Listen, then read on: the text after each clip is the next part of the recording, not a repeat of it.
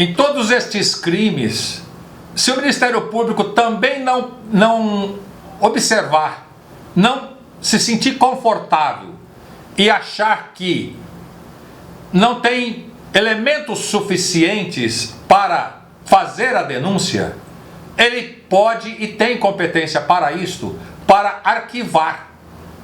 Ou seja, ele arquiva e não propõe a denúncia.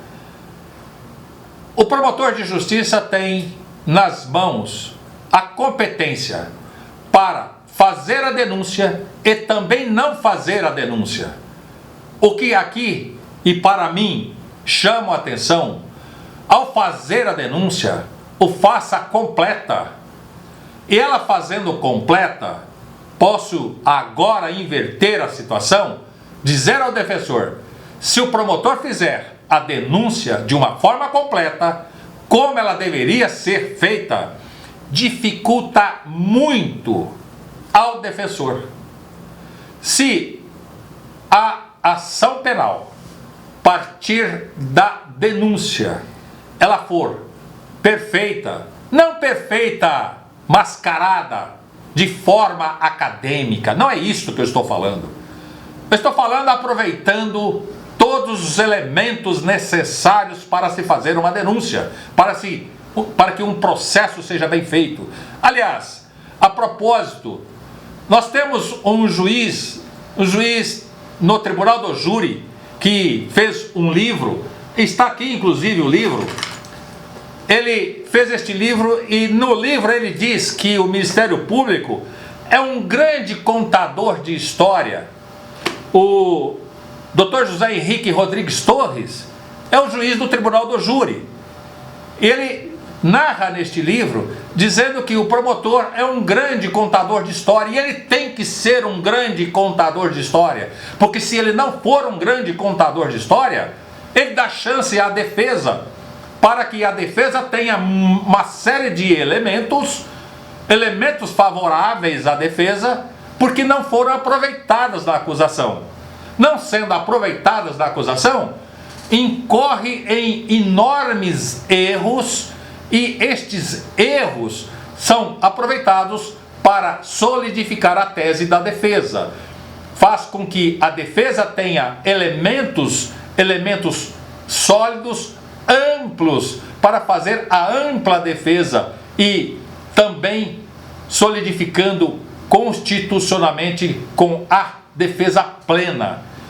Então, o promotor, uma vez em que ele não seja ele um bom contador de história, para que ele tenha sucesso na condenação, no objetivo de condenar o verdadeiro autor culpado, fazendo com que no correr do processo o autor do crime seja um autor culpado e merecedor, diga-se de passagem, de que seja condenado.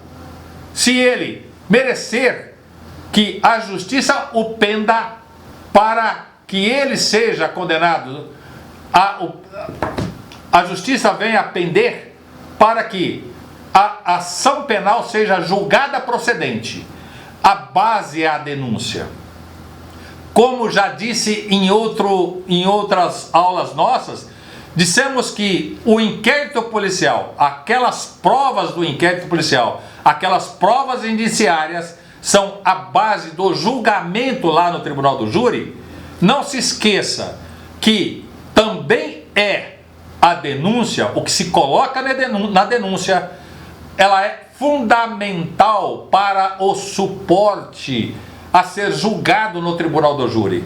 Se a denúncia não incorrer na realidade dos fatos, se a denúncia for falha, se ela não atender todos os elementos necessários, não colher e ali descrevê-los, e se descrever não correspondente e sim só academicamente, o defensor deverá e haverá de verificar estes dados, estes equívocos, estas falhas, e lá no Tribunal do Júri isto pesará muito a favor da acusação ou a favor da defesa.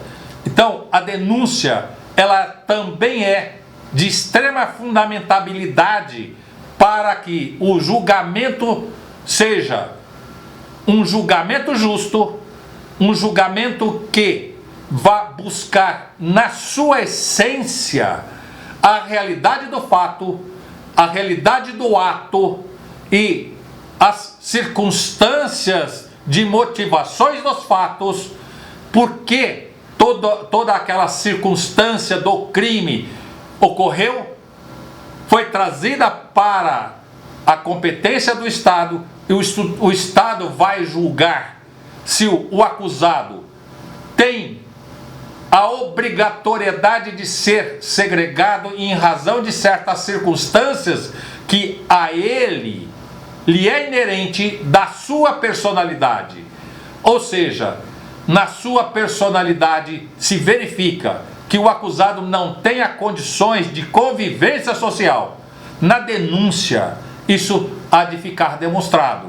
Mas, se o próprio promotor, na denúncia, assim não o verifica, não o traz, não descreve, não faz aquele histórico que Dr. José Henrique Rodrigues Torres menciona no seu livro, é óbvio, mesmo que esta pessoa, a personalidade dela seja perversa, não vá por erro do Ministério Público, ele não será julgado e condenado.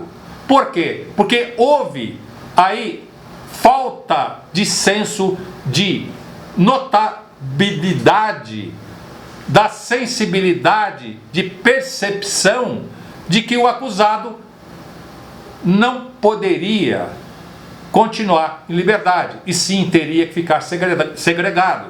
Teria que, pelo menos, o Estado observar por um determinado tempo, continuar olhando os seus passos, seguindo os seus passos, orientando os seus passos, para que ele não cometesse novo crime. Mas o grande problema é que na denúncia, esse tipo de pessoa com alta periculosidade é tratado da mesma forma de igualitariedade daquelas pessoas simples que o crime, infelizmente, se deu com uma causalidade na sua vida. Ele nunca se envolveu com crime, nunca teria entrado numa delegacia, e não foi por culpa dele que ele se tornou um acusado, um autor de um homicídio, e sim em razão da circunstância, da motivação anterior, que feita ou trazida por atos da vítima, que não são observados pela acusação, e muito menos na denúncia, que deveria, aliás, se deveria, aí começa a prejudicar a defesa, porque a acusação não aprendeu ainda a fazer tudo o que deva ser feito, buscar estas histórias e contá-las, todas estas histórias, de uma forma coesa, de uma forma que pelo menos aparecesse que o ato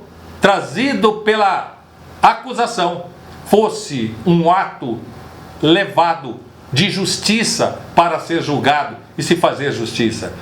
Por esta razão é que o defensor, o advogado de defesa, ele, observando estas falhas, observando estes falta de atos, de sensos, de busca de realidades, é que vai sustentar a sua tese de defesa e fazendo com que a sua tese de defesa seja sólida, seja convincente e fará com que os jurados possam fazer justiça e absolver o acusado.